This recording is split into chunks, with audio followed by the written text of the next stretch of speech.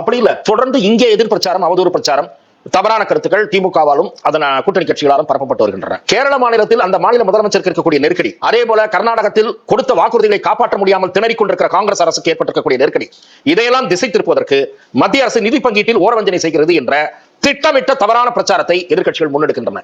அதற்கு நிதியமைச்சர் மிக தெளிவாக பதில் கொடுத்தார்.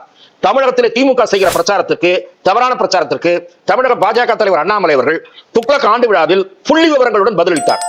ஆனால் அதையெல்லாம் காதில் வாங்காமல் கோயபல்ஸ் பாணியில் ஒரே பொய்யை திரும்ப திரும்ப சொல்லுகிற வேலையை தான் இவர்கள் செய்து கொண்டிருக்கிறார்கள்.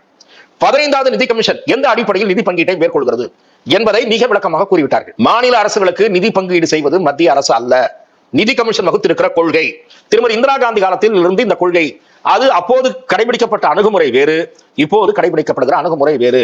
அப்போது மக்கள் தொகை கணக்கெடுப்பிற்கு முன்னுரிமை கொடுக்கப்பட்டது.